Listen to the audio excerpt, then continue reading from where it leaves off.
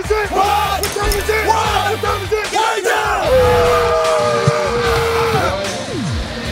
Welcome to Talking About Sports.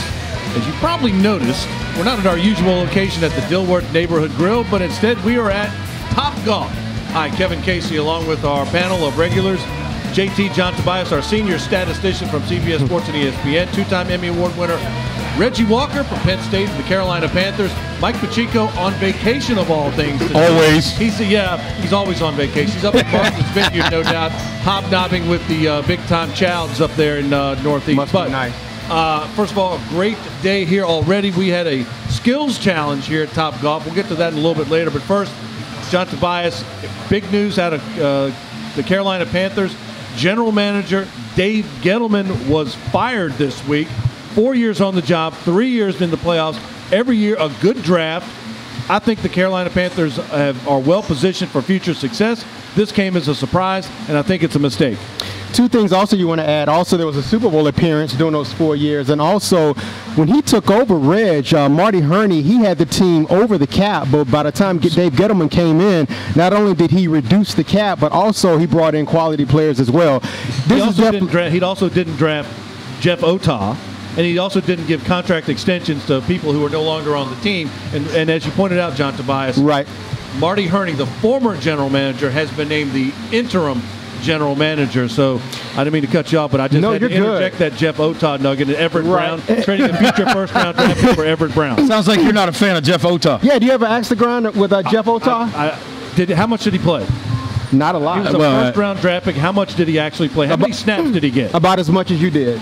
That's not saying much. Oh, there we go. Not as widely regarded as I am. It definitely says a lot, like I said, because if you think about it, during his 4 years, he really did do well in terms of his tenure there, because I think that out of all of the NFC teams, I think maybe the Green Bay Packers, Reg, went to the playoffs as many times as Carolina Panthers during the 4 years. But I think that it says a lot in terms of how you treat players and how that can also trump the type of work that you do. Yeah, I mean, first of all, let's look at this, and let's and I always never want to lose sight of the fact that the reality is this is Mr. Richardson's money. He can do whatever he wants. That's number one. Number two, obviously Mr. Richardson goes about things a certain way. He's known for being a guy that takes care of certain guys on the roster in the community, those types of people. And Mr. Richardson was a former player, which is different than a lot of owners. Absolutely. So his approach is different to a lot of things. Obviously, the timing of this speaks to something maybe more than just wins and losses as the reason for the change. But personally, I mean, I look at it like this. I don't know who the next guy is going to be. Obviously, Marty Herney's the interim GM. You can't go through this whole early part of the season without somebody in that role, especially when there wasn't a president in the office as well. So I think this was a smart move to get somebody in quickly that knows the tenor of the organization, that's local. You don't have to do a lot of movement. And I don't expect Mr. Herney to change anything the way it's laid out right now. He's just going to take his time and fill in the spots where he needs to fill in right now. I like Marty Herney personally. I was introduced to him by my good friend Roman Gabriel. Marty Herney is a fine man, and he did make some good decisions, and the Panthers did make the playoffs 3 times, I believe, 3 or 4 times in his tenure. He's not without merit. There's no denying that, and all he has to do is come across the street from the radio station he owns right across the street. Literally walk. Yeah, literally can walk. So he's an excellent guy. He's been in, to quote Bill Polian, he should never have lost his job to begin with. But Dave Gettleman, based on his performance, has not done enough to justify his dismissal. There has to be something behind the scenes that hasn't been disclosed at this point. I don't know, but just based on his drafts, he's a good executive.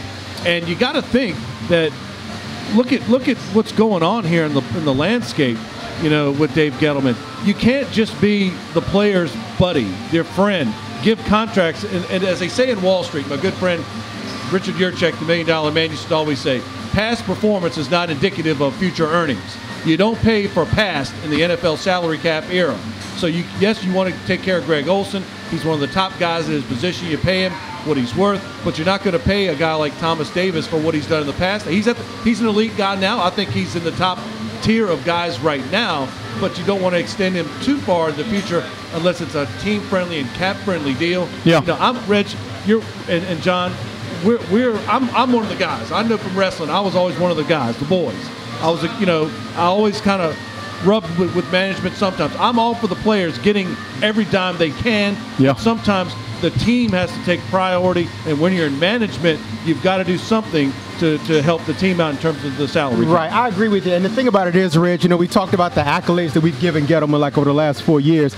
And the thing about it is, how I look at it is that something had to have happened, Reg, within the last couple of weeks or so. And the reason why I say that is because his number 2 guy, Bean, is now in Buffalo. Had this been simmering like for months, we don't know if Bean would have been in Buffalo and had the wheels turning like that. Well, that's one piece of it too. And I saw a recent quote the other day, and now I'm losing track of who actually said it. But they talked about understanding that the NFL is business, and then talking about how you go about handling that business. I hate to use this as a way to break this thing down, but Kirk Cousins' recent situation is interesting to me. Obviously, he's going to play on a franchise tag for another year. But he talked a lot about how the organization and him are on the same page. And he talked a lot about they understood his decision. He understood their decision in terms of the offer they made. He said it was a fair offer. It just wasn't what he wanted. Not to distract ourselves from the Redskins situation, but Kirk Cousins didn't counter the Redskins' Correct. offer. But I would say maybe if you're Washington with Bruce Allen and Doug Williams, former Super Bowl winning quarterback and NFL executive, I think they're well positioned right now. But a guy like Dave Gettleman couldn't hurt. And I'm just going to say as we go to break, there's one name that immediately came to mind for me for the long-term permanent general manager for the Carolina Panthers. My good friend and former trainer of my son, Dan Morgan, a former linebacker of the Carolina Panthers, the assistant general manager of the Seattle Seahawks. He's got the NFL playing experience. He's got the front office experience. Dan Morgan should be the Carolina Panthers' next general manager. When we come back, we're going to talk golf here at Topgolf with our good friend Randy Joyner from one of the best golfers all around the area. So we'll be right back with more talking about sports from Topgolf.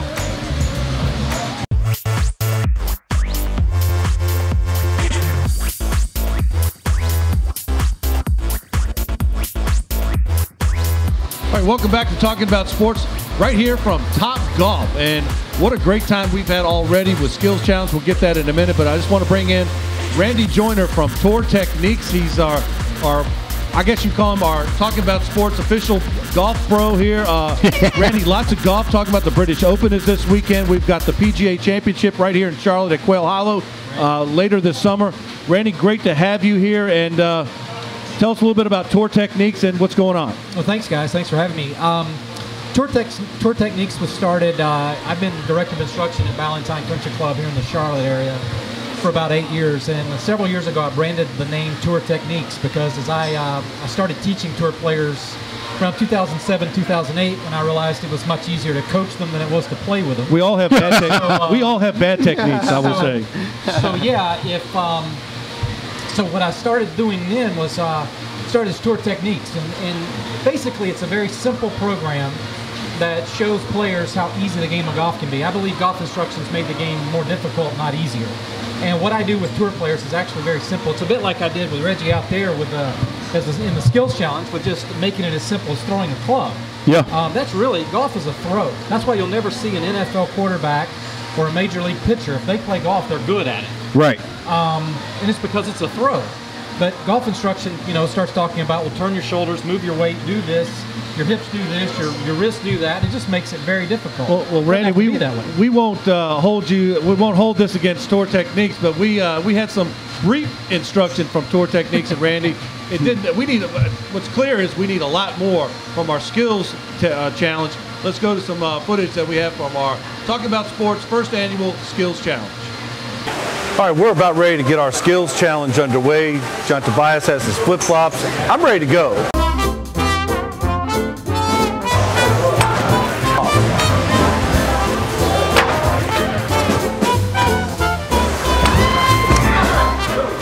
Man, not getting a hold of it. I need lessons with John Tobias's polo flip-flops. Yeah. First of all, you need a pedicure too, by the way. No doubt. But maybe we can go on location and get one of those deals going on somewhere. Hey, that should be I'm more like one of them massage places too, but if we can figure something out. big fella. That's all I'm saying. No, we got to get this skills challenge going. Good luck with the flip-flops here on the golf challenge. I got my golf shoes on. I don't know if it is going to help us. We need a fourth person, and wait a minute. Looks like. All right. Hold on. Wait, well, we got a pro here. Wait a minute. That's my partner. You guys are on your own. Oh, you That's bringing my the partner. ringer?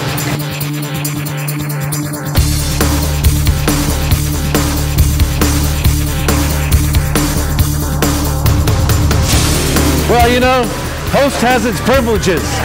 It's like American Express around here. Never leave home without it.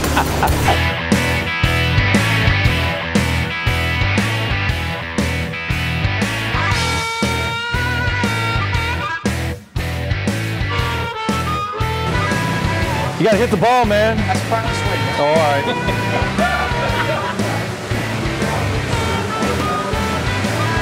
Strike one.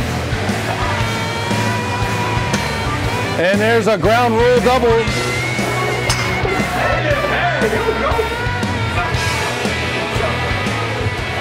Yes, sir. If it weren't for Randy Joyner here, I might win this round. That's right, he's on my team. Never mind. Well, Look at that, man. It's just straight as an arrow. It's in there. That's it, man. Straight. golf shot. This is it. Last shot. Glad Randy's on my team, but JT does have his polo flip-flops on. Again, hey, it's straight. Time out. I gotta get a new club. That's not bad. Not bad at all. Hey now. Jump. that's good. That's good. It's rolling. It's rolling. It's on its way. Man, that is long and straight. That's a blast, man. All right, well, the first ever Talking About Sports Skills Challenge here at Topgolf is over. Your winners, Randy Joyner, Kevin the Truth Casey. We are the champs. Give us the belts. We're the champions, baby. We didn't get lucky. We got skills, baby. We got skills, and we got the best golfer on the planet right now. Exactly. Well, you can see, I listened to Randy Joyner of Tour Techniques. Hey, I did too, He's my man. partner, and we won. We're the champions. didn't. We're the tag team. We're the world tag team champions, just like the Anderson brothers used to be, John Tobias. Ole and Gene? And Ole and Gene, that's right, man. I got to shout out to my buddy Brad Anderson, Gene's son. Randy, the British Open this weekend, and the PGA Championship at Quail Hollow. I've actually played Quail Hollow when they used to do media days back several years ago. What do you like about the British Open this week, and then out of Quail Hollow? What do you like about the PGA Championship coming to Charlotte later this summer? Yeah, well, first of all, playing the British Open this week at Royal Birkdale. Birkdale is a fairly, as far as British Open links golf rotation goes, Birkdale is a little more of a, it's an easier track, so you'll see some scores under par there. What do we got here? Did you play there? Have you ever played that Royal? I've never played Birkdale. Only the champ. Only the champ. Look at Hey, this. You hold that down. You notice you get that. Don't The let, winner. That goes to you. No. It don't go to Kev down there. He didn't do nothing. Randy, don't let these jabronis take our trophy. You did all the work. That's awesome. You're going to take that home, you're going to put that in your trophy, That will go in the trophy case. All right. So you're the first ADSN Top Golf Skills Randy, champion Randy, right now. Randy, what do you think about Quail Hollow Country Club, normally the host of the Wells Fargo Championship? What do you think of Quail Hollow hosting the PGA Championship? It's, Quail Hollow, I played that event near the Wells Fargo a couple of times, and it's a difficult golf course. It was Quail Hollow, before they even made the changes they made for the PGA Championship, which I'll get into in a second. Quail Hollow was a major championship golf course. Always has been. And that's what a lot of golfers talked about. They said it was like playing a major championship. It's a major championship golf course. They made some changes. They took the first hole is now going to be a much longer hole. It's over 500 yards, par 4 now. They took the second hole away. The number 1 hole now will sit basically where the second green sat. That was the little short par 3. And now I think it's the 4th hole is now a par 4. I'm sorry, the 4th hole is now a par 3, and then the 5th hole is now a par 4. It used to be a par 5. That was kind of a blah hole. So they made some changes. The back 9, they didn't really change a whole lot. They didn't really need to. They've got the The green mile back there is always a tough finish. Oh, yeah. But they back number 11 green up about 40 yards, which will make it a very difficult hole now. Hey, Randy, wow. what do you think of Steph Curry playing in the Ellie Mae Classic? I know some people are disgruntled. He's not a legit tour player, but he does bring name value, and we're talking about it. Right. Well, it's with the web.com, which is where I teach a lot of tour players, and the vast majority of my guys right now are on the web.com. And so I spend a lot of time on that tour every week. They want to do anything to get people out to these events, and that's a great way of doing it. A lot of people will say, well, God, is Steph taking the spot of a tour player, of an aspiring tour pro? And that's not really the case, because these guys have sponsors exemptions every week that they typically give to a past champion anyway. It's not an aspiring tour pro. Right. So he's not taking a spot. It's a really cool golf course out there. It's TPC Stonebrae. It's a neat track. I think it'll. I mean, obviously, who are you going to get to attract more people in the Bay Area than Steph Curry? And it's good business. I mean, it's just good business. Yeah. Why not? No, I think Jerry Rice played in that event a couple of years ago. Right. Randy, one thing I wanted to ask you to piggyback to the PGA. Right. One thing that we've noticed in the past couple of years is that you have several new winners in terms of whenever someone's crowned like a champion of the major, whether it's the Masters, U.S. Open, the Open, PGA Championship. Jimmy Walker is the one who won it last year. Right. And if I'm not mistaken, he has won a total of 6 PGA Tour events, period. My question to you is the landscape of golf changing, number one? And two, who do you see as the front runner heading into Quail Hollow? Well, to answer that first part, the landscape has definitely changed. We have what I call our freak shows out there now. We have our Dustin Johnson's, Brooks Koepka, who is actually tied for the lead as we're shooting this in the British Open. Just won the U.S. Open. You get these guys like Dustin and Brooks and those guys that can hit it 330 plus off the tee. Yeah. The whole game has changed. Okay. And if they're putting well, they're almost unbeatable. So yeah, the landscape has changed as where it has become a distance game. Okay. As far as front runner, I really like Ricky Fowler. I know he played well in the U.S. Open, had a chance to win.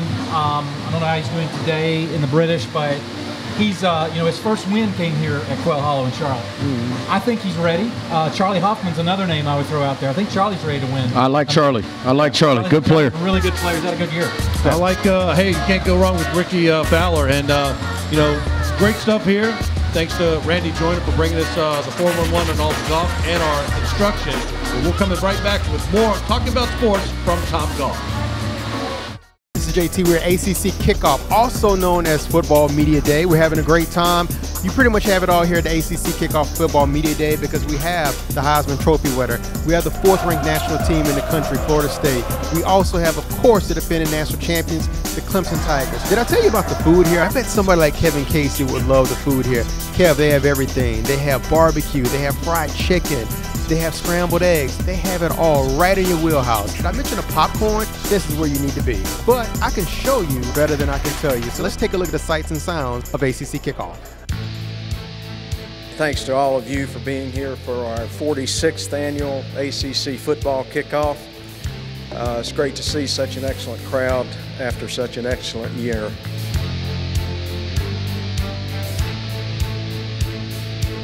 I feel like there's a lot of great teams in this conference and it's up for grabs. I'm not really caught up in the hype, I don't really look at all that stuff. I just try to, do the dirty work, do what I gotta do. Even though you're not out there, you can still have an influence, a role on the team. It'll be challenging for other opponents, who playing against us. They'll never know what's coming. If I want to, look pretty and throw touchdown passes, I gotta be able to take hits. So that's just the love that I have for the game. That's why it's so important to have a sound philosophy. So as guys move in and out of your offense or your defense and your special teams, the philosophy doesn't change. We're trying to get our D-line to maul the offensive line. We're trying to get us to shoot guys in the types of philosophy. We're trying to get our DBs to challenge. We want to be dominant. When you look at the collective accomplishments illustrated behind me, from the announcement of our extended grant of rights to winning team national championships, including for only the 10th time in NCAA history and the 3rd time in ACC history, capturing both the football and men's basketball titles in the same year, I think it's pretty obvious that the past year certainly was one of the league's most successful years and possibly the most successful year that our league has ever had. Welcome back to to Topgolf, talking about sports. We are here at Topgolf, and we're getting plates here. Talking about food. Yep, talking about food too. That means some appetizers or something. I want to thank Randy Joyner of Tour Techniques for coming out and providing some golf instruction. Yeah, keep all that stuff over here on this end of the table, because if it gets close to Reggie, this is what we do. It's not going to last long on this show. And I can tell you, oh wow! My goodness, John Tobias, you were JT. You were at the ACC media tour, and you mentioned something about the fried chicken, and that's near and dear to my heart and stomach, as you can see. Yes. That really, and I can tell you, at the old press box at Duke, Wallace Wade Stadium, Duke had the best fried chicken in all the ACC. So what did you get out of being at ACC Media Kickoff? Aside from the chicken? Aside from the chicken, yes. Unbelievable quality. Jimbo Fisher got a lot of heat in terms of making the comments to where he feels that the ACC, is the best conference, in college football. Everyone always talks about Reg, SEC, but the proof is in the pudding. Last year, they finished 10-4 against SEC teams, including 4-1 in postseason. Right now, in terms of like the top 25 teams, 3 of them are in the top 12. That is an Atlantic Division, Clemson, Florida State, and Louisville. So I think that what he's saying is pretty much the facts are backing it up. Well, yeah, I think the facts back it up. And I always talk about, when we talk about conference supremacy, there's always a discussion of what stat to use, right? Because people's criteria is different. So I always ask them first what their criteria is. I'll get to more on that in a second. But what I've seen in the ACC over the last few years is the development of the players and the level of players that continue to return. Even though you're losing a lot of guys in 3 years, there's still a lot of great players that come back on every ball club every year. And when you see that, that shows that when you have depth like that in a league, that's where you can make yourself one of the front runners to be considered one of the best conferences in the league. Well, speaking of the conference as a whole, let's hear the comments from Commissioner John Swofford. We're enjoying unprecedented success, both academically and athletically. And as we look to the future, we're extremely well positioned with countless opportunities in front of us. For a number of years as well, we have talked about the ACC network, where we were going with television. We continue to move ahead with significant excitement. I'm sure some of you may have questions related to the network, but I trust you will understand that we're at a stage in our timetable and process with ESPN where it's simply not going to be prudent for us to discuss until we reach the launch the specific business aspects that are a work in progress. He talked about the strength of the ACC, and you pointed it out. They had a 10-4 record against the SEC. Commissioner Swofford thinks the ACC is the toughest conference out there. Obviously, the win over Alabama was as exciting and went to the last second and was as tough as it gets. But getting to that game, Clemson's 2 toughest games were against conference opponents at home. NC State and Pitt. And Pitt won that game. And State could have won that game. And Clemson was the best team in America, proven at the end. If that doesn't tell you something about where ACC football is today, I'll give you my glasses. He is 100% correct. No doubt about it. And the thing about it is also Dabo Swinney, he backed it up as well. Dabo Swinney's record in the last 4 years since 2012 against SEC, he's 8-4. Other than someone like Urban Meyer, that's a better record than any other coach. So he pretty much practices what he's saying. Absolutely. And listen, look at what Dabo's doing from a recruiting standpoint. He's finding great play. Listen, people forget, Christian Wilkins is from the Northeast. That's one of the best defensive linemen in the country. And this kid is from the Northeast, and he finds his way to Clemson. So obviously Dabo knows how to go find great players. Think about what he's done at the quarterback position the last 7 or 8 years. Taj Boyd, Deshaun Watson. I mean, listen, that is hard to duplicate anywhere. So when you consistently bring great players to the fold like that, you can continue to keep yourself at the top, we know what Florida State consistently does. We know where the amount of athletes in South Florida. We see Miami kind of back on the rise. So you start to look at this conference. Justin Fuente's doing a great job at Virginia Tech, which that doesn't surprise me at all. So you start to look at this league as a whole. I think Duke's defense is probably, from a pass defense standpoint, probably going to be one of the top 30 pass defenses in the country this year. 2 really good corners there. So when you look at this league as a whole, you see great teams at the top, but you see really good teams in the middle that give you the depth standpoint that shows you this is a legitimate conference. Okay, you mentioned Duke, but we'll get to them in a minute. We got to start with the champs. Let's talk to the head man, the top Tiger, Dabo Swinney. He's talking about how the ACC are the big cats on the block. 5, 6, 7 years ago, the storylines were always the same about this league, and I mean, there's no sense in complaining about it. Let's go. If we want to change it, we got to go play people. We got to beat them. And when we do that, then got to start writing something different. And there's one conference that had a winning record versus Power 5 teams, the ACC. One conference had a winning record versus ranked teams, the ACC. We had 11 bowl teams. We were 10-4 versus the SEC. You know, there's a reason why we have played so well. We've won 5 bowl games in a row, and you know, I mean, it's not because I'm some great coach. You know, I got a good staff and all that. We've had good players. It's what we practice against every day, and it's what we play in against week in and week out.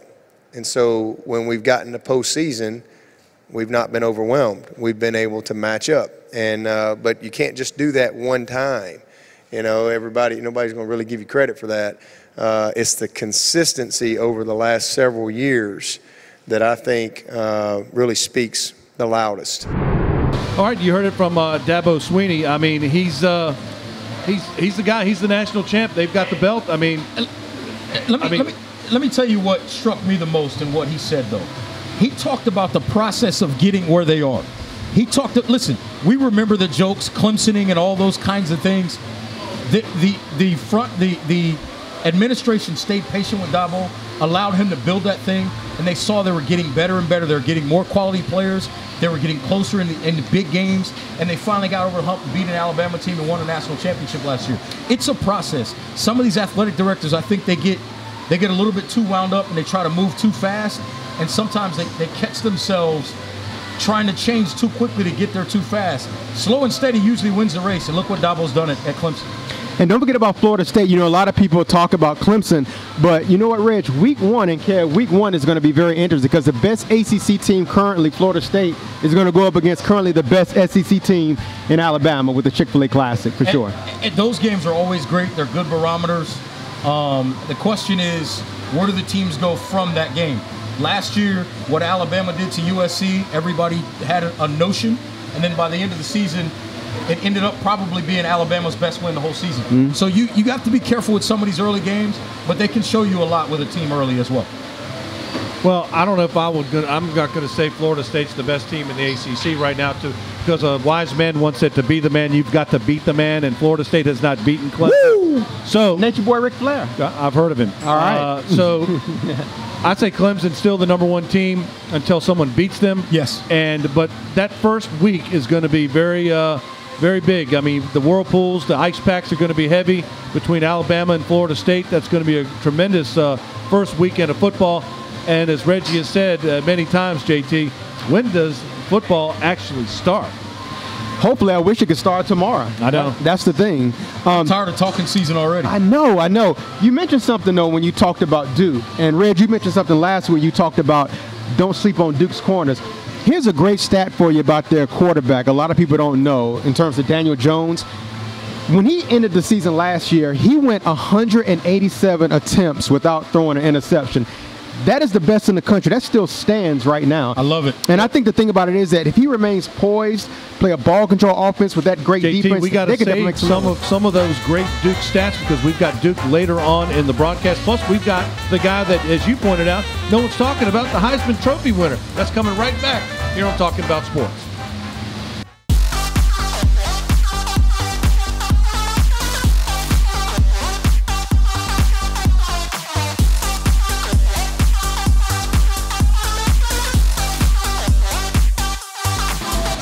We're here at Topgolf Charlotte's new amazing spot. And if you want to have a great time here, I mean, it's the sun goes down, the party at Topgolf gets even bigger. A night out with friends, catered corporate events. It becomes a spectacular experience when the lights start flashing. And having been here, this place is like being in Tokyo, man. 3 stories of golf, places Awesomeness. to hit. And you got top shelf food, you got golf, Very you got, nice. People, a lot of stuff going on. And just want to get back to what you talked about in some of our previous shows. Lamar Jackson, a guy that, you may not realize he won the Heisman Trophy last year. He had a great start with Louisville, got out to such a fast start, had some injuries late season, kind of limped to the finish line in many ways. But JT, I think Lamar Jackson is poised for another big season. Kevin Ridge, I personally asked him that question to piggyback on what we talked about last week. I asked him, I said, everybody's talking about other quarterbacks. They're talking about Sam Darnold. They're talking about Josh Rosen. They're even talking more about Josh Allen from Wyoming more so than you. Like, what more or less gives, and how do you feel about that? But you know what? He says it motivates him, Reggie, but at the same time, he was very respectful. He said that those guys are great quarterbacks. He says, but if anything, at the same time, he's confident in his abilities, and it motivates him more than anything else. Yeah, and let me to set this up, one thing we know about the game of football and Louisville in particular and Lamar Jackson is Bobby Petrino can coach quarterbacks. One of the things that he did, not this past spring, but the previous spring, they had a drill and they basically kept Lamar Jackson in the pocket. I'm pretty sure they did the same thing this spring. I expect him to be an even better passer from the pocket this season than he was last year. And if that evolution continues, obviously to go with his physical ability as a runner, that's how he's going to be that much better, and they're going to be that much more dangerous.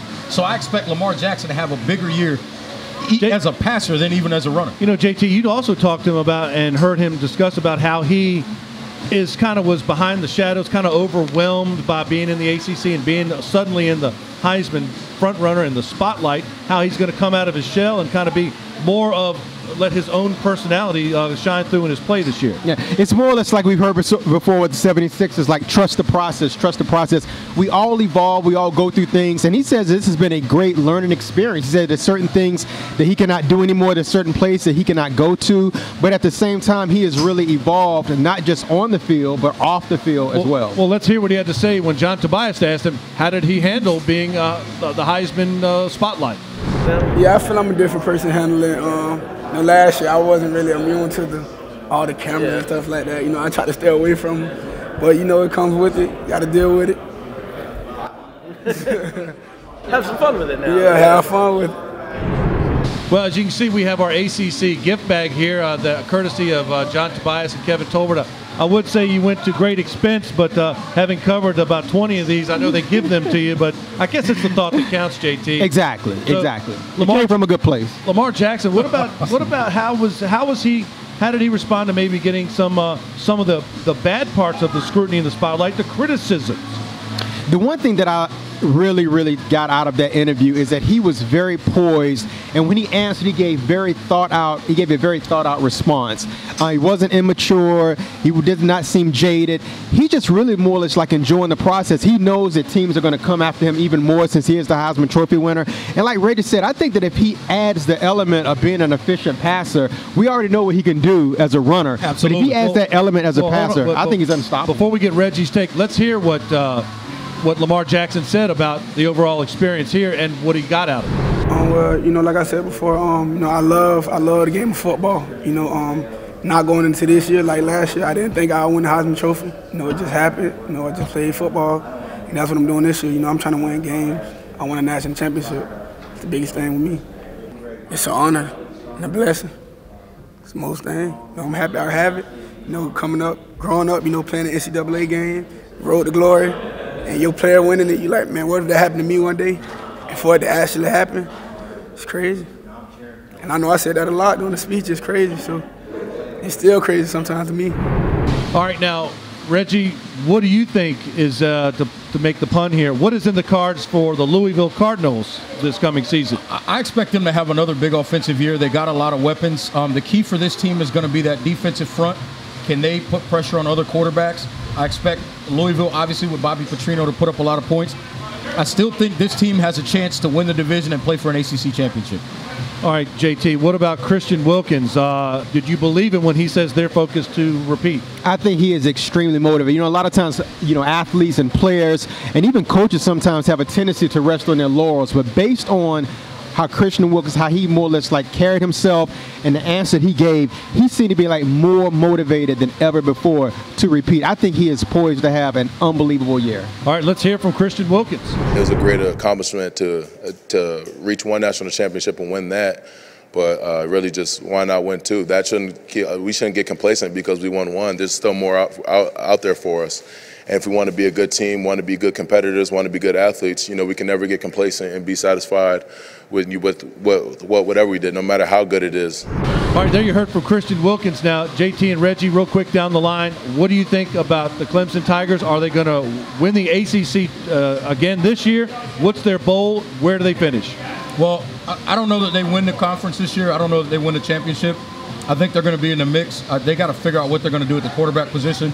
Not a lot of experience coming back there. A lot of talent, but not a lot of experience. I expect this to be around a 9 or 10 win team, and they'll have a chance to play to be in the mix for an ACC championship.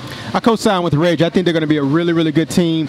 But the thing about it is the Atlantic Division, they're so top-heavy. You have Florida State, you have Louisville. And, you know, that Louisville-Clemson game, that went down to the wire, and that was in Death Valley. This year it's going to be in Louisville. Lamar Jackson should be better. That's going to be pretty hard to overcome. You never know with the Clemson Tigers, so we'll find out as the season progresses. We're here at Topgolf. We're coming back with more Talking About Sports.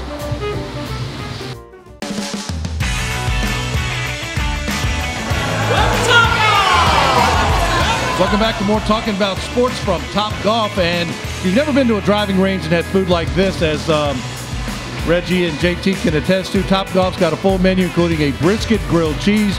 You can wash it all down one of the full-service bars. Bring the whole family. Bring your friends. There's something for everyone.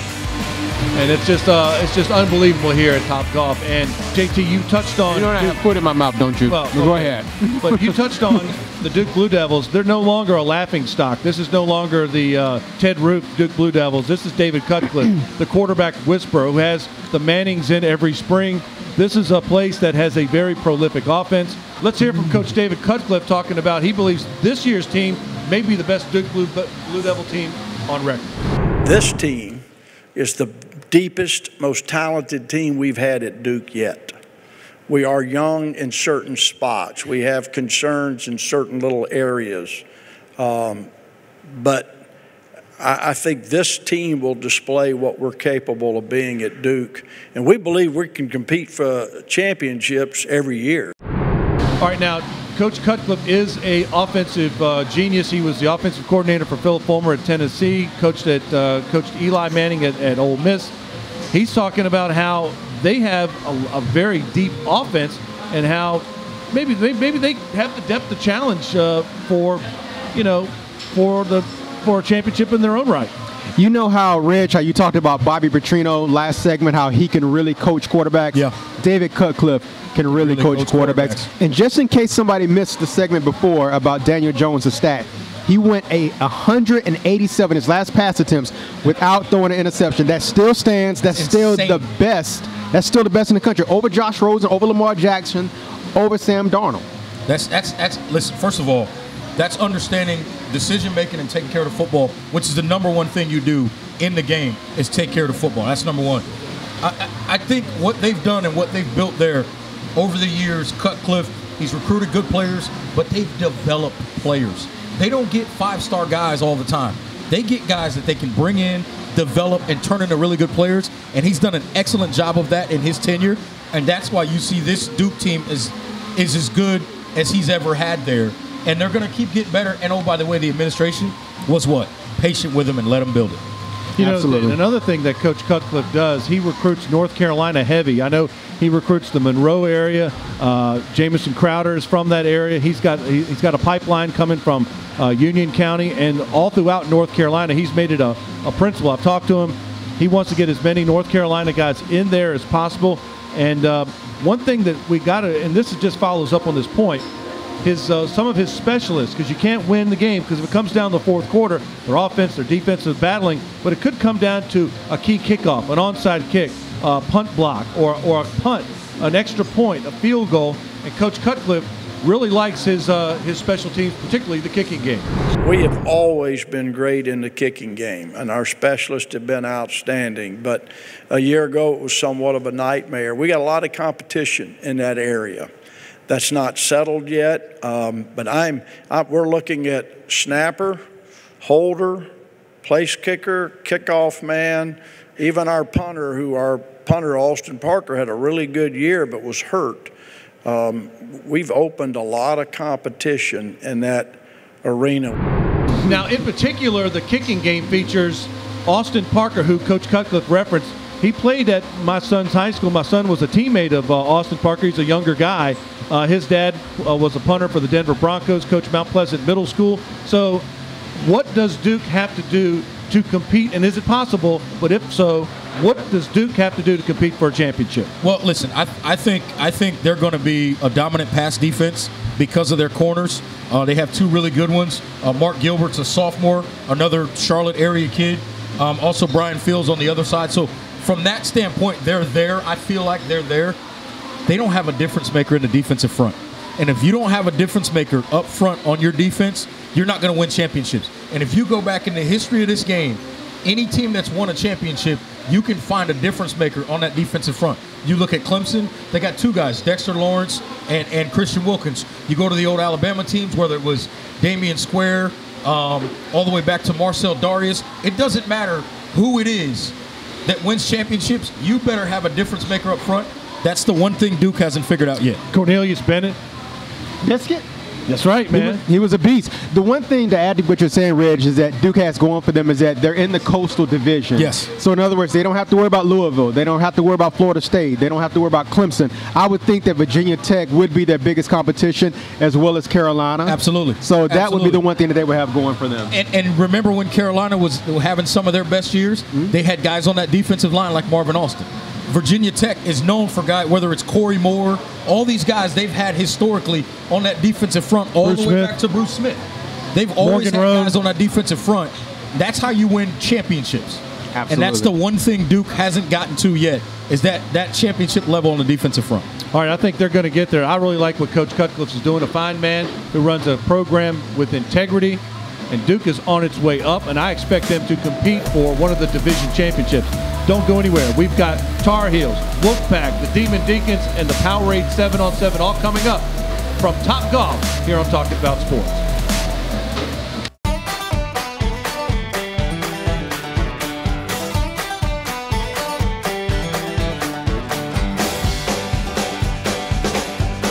I got to channel my inner Dave Mobley here.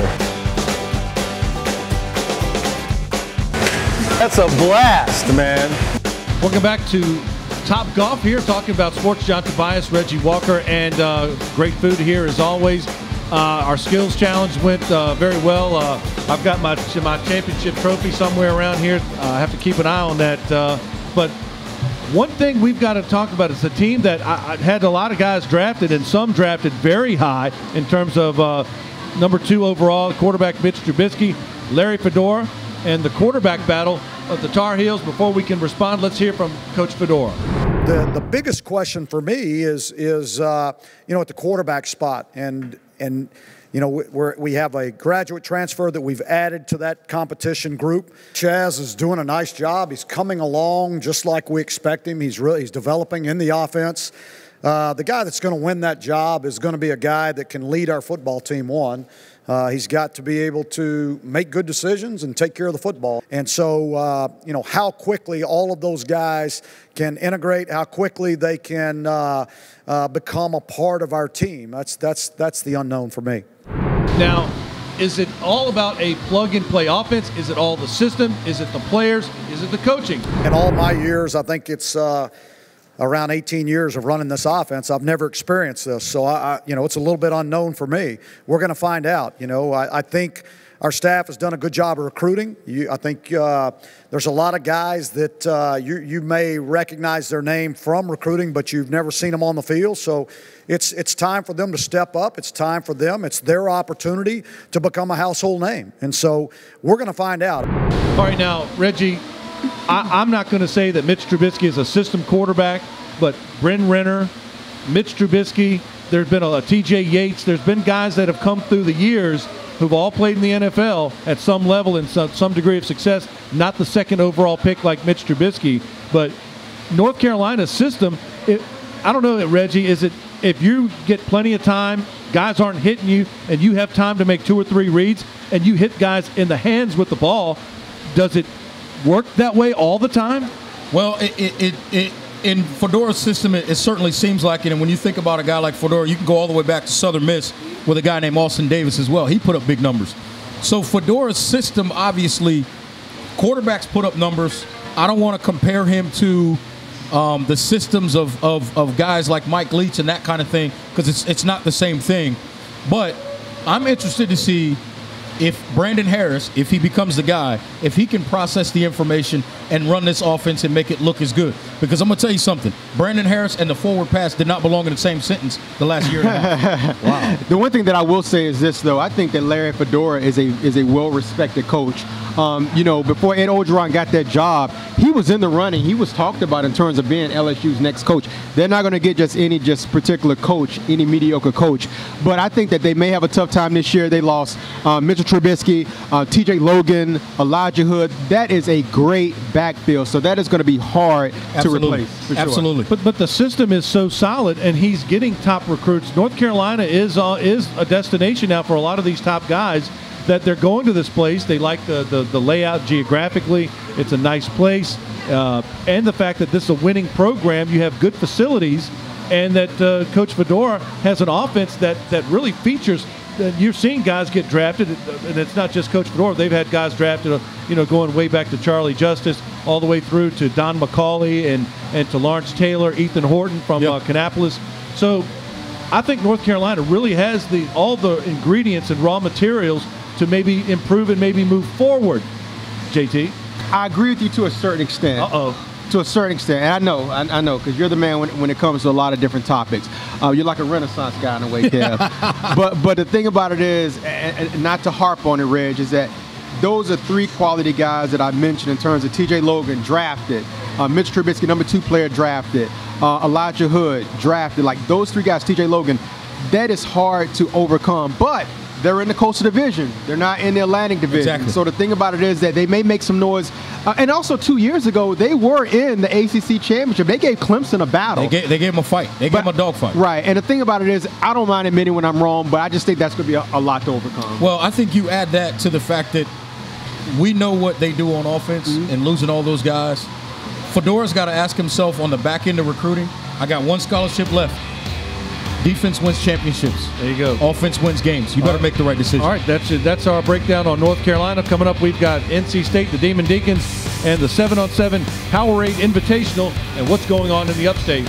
From Topgolf, this is Talking About Sports. Last year I stood here and there was a lot of unanswered questions for me going into fall camp. It's probably the opposite. We've got more depth on both line of scrimmages. We've got more depth at different positions. We've got more proven players in certain areas. And there's opportunities at other positions. We have great competition and experience back at running back, but we have to replace a great player in Matt Days, and I know the guys in that room look forward to that. Me and Naheem, we have a lot of versatility that we can bring to the table. Me and him, we have a lot of the same kind of skill sets together, being able to move out the backfield, catch the pass, go in the backfield, run the ball. So, it's going to be kind of scary for defenses to prepare for us next year. It's make or break time for the NC State Wolfpack. He is very confident in what the Wolfpack can do. We saw them a couple years ago in the Belk Bowl. They think they're on the way up. Now, what's the potential of the NC State offense? On defense, we lost 3 starters in the secondary, and people worry about that. I'm excited, for the opportunity that's there for these young guys. And Nick McLeod, I think, is going to be a great player for us. And so for him to have an opportunity, Jarius Moorhead, Dexter Wright, these guys have worked hard. And that's what it's all about, is seeing a young player grow up. Opportunity presents himself, giving him that chance to be great at it, and him seizing that moment. Now, Coach Doran's confidence needs to be a little bit tempered. He doesn't have Roman Gabriel and Phillip Rivers playing quarterback here anymore. So what do you think? Reggie, you've said it's make or break time, and it could be a one-year deal for Dave Doran.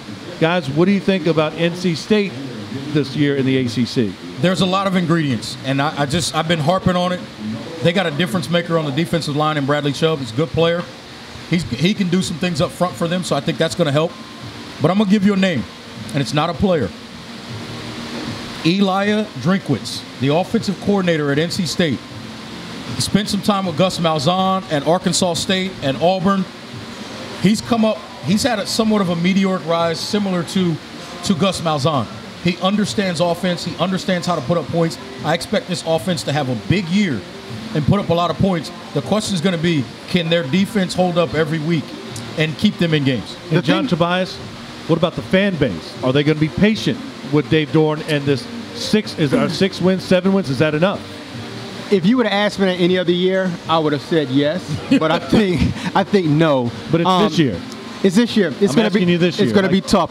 The first 3 games, I think they play South Carolina, then they play Marshall, and then they play Furman. But then also on their schedule, Louisville, Florida State, Clemson, Notre Dame, Pitt, Carolina. That's a gauntlet. They play Florida State very well.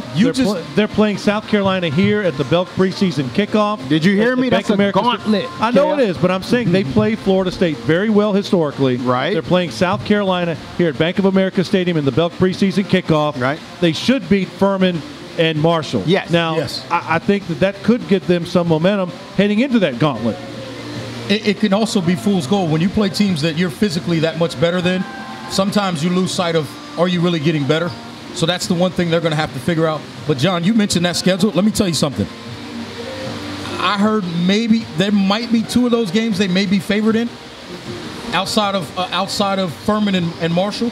Maybe 2 games they're favored in, South Carolina being one of those. That's going to be, like you said, that is a tough schedule. That's going to be a tough road for Dave Doran. But you know what? If he can find a way to get to 8 wins this year, I think that's a really good year for NC State. 8 100%. wins is iron pyrite. That's fool's gold, by the way. I learned that from someone else's paper in college. I was only as good as the person next to me. That's it. 8 wins may keep Dave Doran's job, and I think 8 wins will keep Dave Clawson, may even give him an extension. What do you like about Wake Forest this year, JT? Everything. The thing about it is that no one expected them to qualify for a bowl game last year, to make a bowl bid. I mean, they ended up having a great season. They're returning a lot of players, and they have a running back. He's actually from this area. He went to Davidson Day School. His name is Kay Carney, and he reminds you, Reg, remember Mike Allstott back in the day? Purdue, Tampa Bay Buccaneers. Oh, yeah. Sir. He ran off a guy from Concord High who's now at Campbell with Mike Minner. He reminds you as one of those guys. He is really, really durable. He's a punishing runner, and I think that he's going to be one of the catalysts to where I think they're going to go back to another bowl. Well, listen, I like everything that Wake Forest is doing because they're developing players. And to me, that's what they've always been up there, and they're continuing that success from Jim Grove. There you go. And Dave Clawson was the coach of Richmond, left there, and the year after he left, they win the national championship. Dave Clawson, a good coach up in Wake Forest. We're coming right back with more Talking About Sports from Topgolf.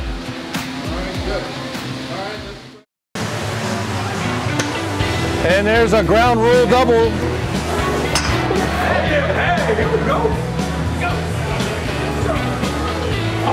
Yes, sir.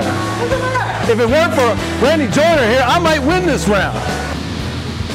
Welcome back to Talking About Sports here from Topgolf. You saw some of our hijinks here from the Topgolf. Randy Joyner, want to thank him from being here, and along with John Tobias, Reggie Walker. Want to welcome in Marcus Kimbrough from the Powerade 7-on-7 Invitational. Marcus, we talked off camera. My son played college football. I went through the recruiting process. He was a linebacker and H-back on offense. Went through the recruiting process, did the 7-on-7s. Tell us what's going on with the Powerade 7-on-7 Invitational. Well, thank you, first of all, for having me on the show, on the podcast. Really excited about being here to talk about the Powerade Invitational, Powerade 7-on-7. Really what it is, it's an invite-only high school team event. And so what really separates us from other 7-on-7s that are out there is it's really all about the high school team. There are a lot of AAU-style 7-on-7 events out there, but ours is specifically for the high school team. And that's what really separates us from the other ones out there. Now, that's something that, to me, I take a lot of stock in the fact that it is the actual high schools, because I feel like there's a chance not only for you to see some kids in an offense that they're used to instead of just running around doing some things. There's a little more opportunity for adjustments based on coverages because they know a system. But the other piece of it, and you and I talked about this before, is some of the other guys that maybe aren't getting those looks or maybe are a little bit younger. What kind of opportunity does this create for those guys? Oh, Reggie, it's tremendous, and that was one of the things that one of our recruiting services, Don Callahan from Inside Carolina, pointed out, that we had over 125 FBS athletes out there that were getting those types of offers. But what Don pointed out was the fact that he got to see another 20 to 30 kids that, whoa, wait a minute, I didn't know about him. I didn't know about him. And so really that's what separates us as well, is the opportunity for those kids to be able to showcase their talents, to possibly get that FBS or FCS type offer as well. I have a two-part question. Yes, sir. Number one, what are the different states that you cover so far, aside from North Carolina? Well, for our invitational, we had 9 states covered. So we had D.C., Virginia, the Carolinas, Georgia, Tennessee, Kentucky, Indiana, and Ohio.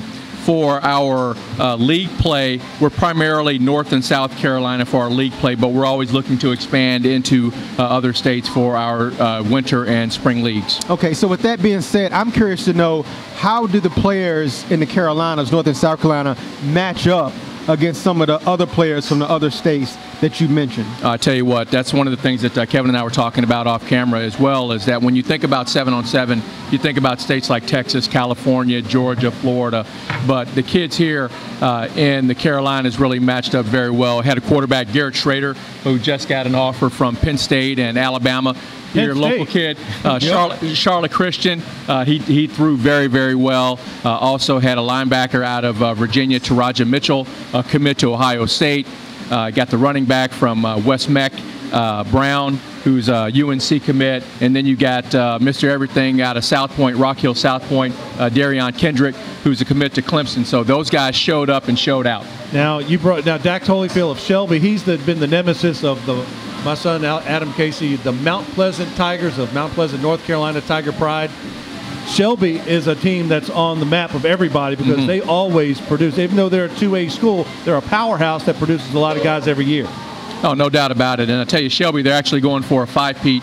Lance Ware, head coach out at Shelby, does a fantastic job of getting his team ready to compete week in and week out. And Dax, he made the all-tournament team, so he did a great job of showcasing his skills. And he's just got a list of schools, Stanford being one of the big ones that are coming after him hard and heavy. He's definitely given Mike Johns, head coach at Mount Pleasant, a lot of heartbreak and headaches over the years. And we also have to talk about Anson County High School with our good friend Landon Allen, defensive line coach. Anson County and some of the teams that maybe aren't on the roadmap of the national media, but yet all the coaches know where all these places are.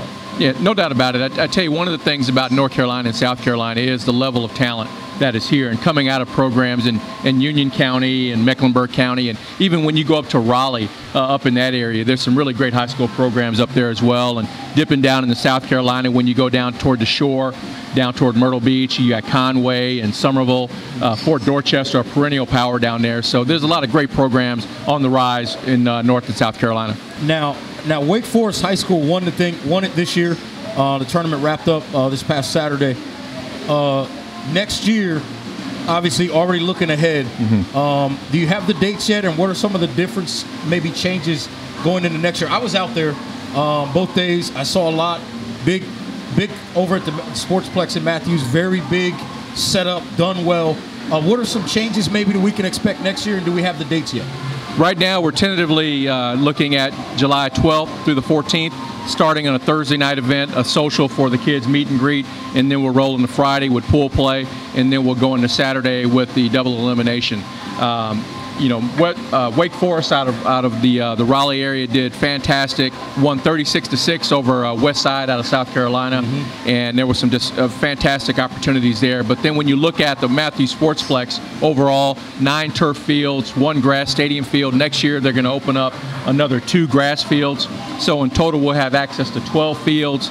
48-team invite event. We're going to be going after more teams out of the state of Georgia, looking to get about 3 to 4 teams out of Florida, looking to get some teams out of California and Texas as well. So we're looking to go big or go home with this event, no doubt about it. Marcus Kimbrough with the Powerade Blazing 7-on-7 Football Challenge. We want to thank you, and also Randy Joyner of Tour Techniques and her tremendous golf instruction, particularly to you, Reg. He got you lifting up the right foot on your shots. I'm coachable, baby. Well, that's the first I've heard of that. But that's going to do it for this edition of Talking About Sports. For Marcus Kimbrough, Reggie Walker, John Tobias, I'm Kevin Casey saying so long for now.